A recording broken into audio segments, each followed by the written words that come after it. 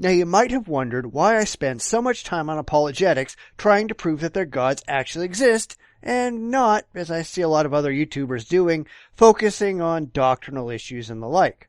See, I don't really give a damn about doctrine. I care about truth. I care about fact, and the only question that really matters is whether or not the God that these people bow down to actually exists. If it doesn't, then all the other questions are moot. Who cares what your position on hell might be if there's no deity to send you there? What difference do your moral claims make if there's no God to base them on? The validity of most religions start and stop with the existence of their gods, and because no religion has managed to prove, using objective evidence, logical reasoning, and critical thinking, that their claims about their gods have any validity whatsoever, we can stop bothering with those religions past that failure. We could similarly do the same thing with, say, ancient alien apologists, until they can produce demonstrable evidence that these aliens actually exist in the real world. All the other claims they make are pointless to even evaluate. No evidence, no debate. Come back when you've got something of substance to present. So this week I came across a Catholic radio type show that takes on the question, how do these self-titled Catholic apologists know their religion is true? And that's an excellent question, so let's see what they have to say.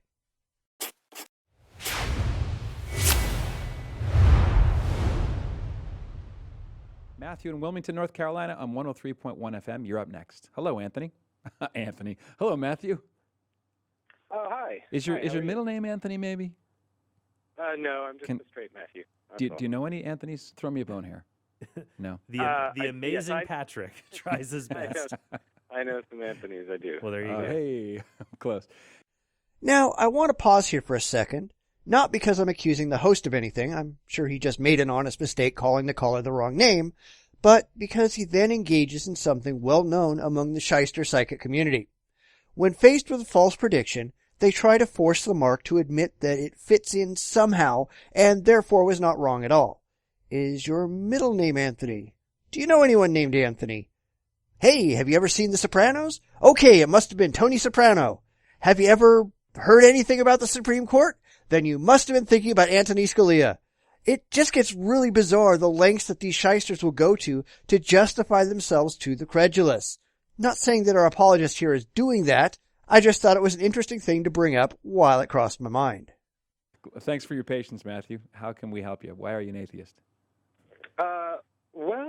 There's no particular reason. I just am. I guess it's, if I was religious, I guess I'd be asking myself the question, why am I religious? I was raised Episcopalian. My father was raised in a fundamentalist Christian sect in England. Mm-hmm. And I find myself not religious, but I do have a question. I mean, you could ask, if you want to ask me a question, that's totally fine about anything more precise than why I'm an atheist. But I wonder about something. You know, so many religions. There are so many, and I totally understand how and why they started. You know, people needed answers and felt some kind of unnameable love, love from life towards life, or from nature towards nature, and a caring for each other, and wanted a framework, and that's great, and I can't disprove any of it. But while all these religions started far away from each other, you know, let's say it's a tribe. I'm sorry, people. Gently, Matthew. I have a feeling that there is at least one reason why you're an atheist, or at least why you're not a theist. What might that be? Mm-hmm. I believe you told the screener you'd want to chat about that. So what is that? Okay.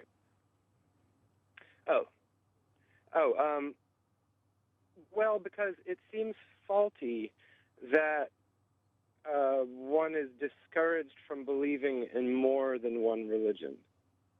And if people were capable of believing in more than one, there wouldn't be as much conflict, I think. What do you mean? So your objection to religion is the idea you can't see how one of them could be true, so it just follows that all of them are false? No, actually it follows that why aren't all of them true?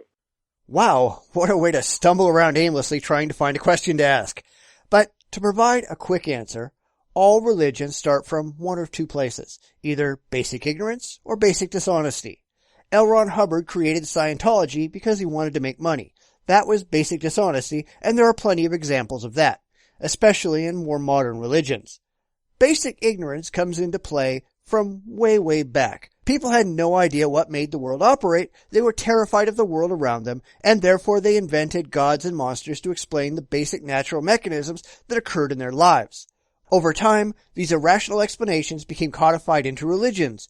Catholicism, and indeed all of Christianity, is one of these religions. Oh, well, I think that's an easier point to answer, Okay. Matthew, that all religions can't be true because they teach mutually contradictory things. The question of what happens to us after we die would be a good example of that. There's a lot of different options. Some religions say after you die, you'll go to be in the presence of God. You may go to heaven or go to hell. Some would say that you're reincarnated and you continue to exist in another body. Some would say that you join into God and you lose your personal identity, like how a drop of water loses its identity when it returns to the ocean. But they can't all be true. And then you can throw atheism in there, which is nothing. But if you notice that they all can't be true. You can't be in heaven, hell, reincarnated, and lose your identity by returning to God at the same time. They're contradictory. All religions can't be true, but all religions can certainly be false. Even within Christianity, there are more than 44,000 distinct sects, many of which teach mutually contradictory things, and the fact remains, every single one of them could be entirely wrong in what they teach. So let's look at the afterlife. There is no objective evidence that an afterlife exists at all. There have been plenty of experiments performed over the years trying to prove that the soul leaves the body after death, and absolutely none of them have ever produced any credible results. In fact, that would probably be a good video to do sometime about trying to prove religious claims objectively and the complete and utter failure thereof. Or what do religions teach about Jesus? Some say Jesus is fully God. Others say he's just a prophet. Some people say he didn't exist. But they're mutually contradictory. So it'd be like if somebody said, imagine two kids who are arguing. One kid says about who their dad is. One says, my dad is a 7-foot tall basketball player, and the other kid says, no, my dad is a 4.5-foot tall jockey. Well, they can't both be right. So you see how how because they're contradictory, maybe one of them's right or none of them, but it can't be all of them.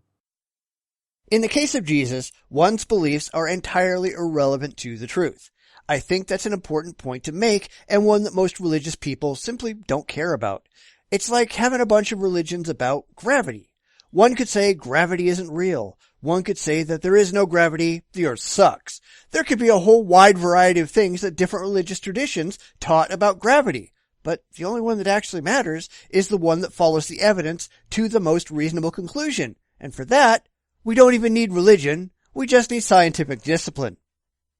Well, when you're talking about the dads of the two kids, those are physical, tangible things, whereas religion is something more existential and a wonderful and useful thing. But what I really can't wrap my mind around is how you know that the one you believe in is the one that's true, and that someone else who where their inverted pyramid is that they are the descendant of all their ancestors who themselves believed another story, and they fully believe it because it was handed down to them. You fully believe yours. Either I don't know your personal stories, but either it was handed down to you, or you came to it or discovered it. But how do you know yours is true? Okay, I'll be honest. This makes me a little bit nervous. Granted, this is only the second video from these guys I've seen, but it seems that all of the other quote-unquote atheist callers are ultra-apologetic and trying hard not to offend anyone or insult the religious in any way. Makes me wonder, are these just pose? Are these people pretending to be atheists, being put on the air so the apologists can make a point and sound like they're answering the atheists, while not actually having to do so? Not saying it's true, it's just something to keep in mind. True. Well, I think that Not the other one. Okay, sure, Matthew. Well, I think that there's an assumption that the evidential value for all religious stories or the value for religious truth claims is the same. They're all just quote-unquote stories handed down. I think that we have good evidence for the reliability of the historical accounts related to the life and teachings of Jesus of Nazareth. And that's a problem. See, I don't think that apologists in general really know what evidence is, at least not in the sense that most non-theists mean the term when they ask these questions. Evidence is not any claim that anyone makes that you happen to find emotional comfort in. Evidence is demonstrable. Evidence is objective. Evidence is able to be presented and evaluated to anyone, not just those people who happen to find value in the claims. Just saying that you heard a story that X is true, therefore X is true, that's not evidence. Just saying that you had an experience you cannot explain, but you really like the idea that some God caused it, therefore that's evidence that said God is real, that's not evidence either. Stories in a book are not evidence unless they can be objectively verified in some fashion. For a very long time, historians didn't take the stories of the Trojan War seriously until they made some archaeological discoveries that supported it. Now we know that some aspects of the ancient tales have a basis in fact. That doesn't mean that all the ancient Greek gods and goddesses in those stories are real. Only an idiot believes that, but there's some historical basis for those tales. The same is true of the Bible. The parts of the Bible that are valid are only valid because they have some kind of historical basis. There is no historical basis for God. There's no evidence for a worldwide flood, a recent creation, any of the supernatural elements, and therefore only a fool should believe those parts. Theists, well, at least from this perspective, they're fools. We have much more evidence for the reliability of the New Testament documents than we do for other ancient scriptures. For example, the scriptures that describe what Buddha did were written centuries after the fact. We have pretty actually sketchy evidence for what Muhammad actually did. And also for the claims related to the person of Jesus, I find them unique among religions. For example, Muhammad, who founded Islam, never performed any miracles. The only miracle he wanted to give people was the Quran. You're just supposed to be impressed by how beautiful it is. And similar to Buddha, Siddhartha Gautama, he never claimed to do miracles in his own life either. But Jesus validated his life, his claims to divinity by rising from the dead. And I think we have good evidence that that happened based on the testimony of the apostles and others written just a few years after this event. Yet you have exactly the same thing for Jesus. None of the stories in the Bible were written by eyewitnesses. All of them were written years and years later by people who were, at best, going off of second and third-hand accounts, if they were going from any accounts at all. That's why the Gospels don't agree on major issues in the life of Jesus. These were not people who were there. These are people who are telling tall tales. But are the claims about Jesus unique? Not really. At least not any more unique than the claims of any other faith. We can draw a lot of parallels between events in the life of Jesus and those same events in other religions from whence the story of Jesus was taken.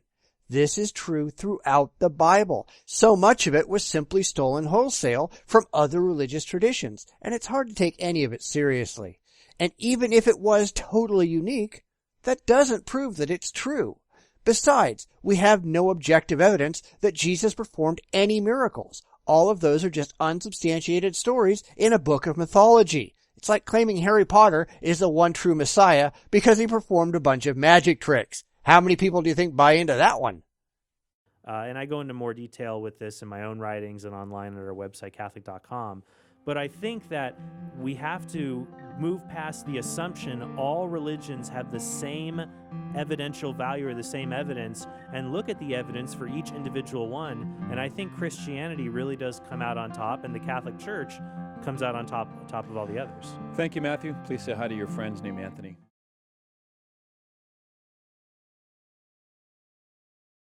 What we need to do is acknowledge that all religions do have the same amount of evidence, and that amount is none. There are stories in books, but no way to show that the stories in those books are actually accurate representations of what really happened. So long as that's the case, so long as all religions are just making claims for which they can produce no objective evidence to support, all of them should be taken with a barrel full of salt until such evidence is actually discovered.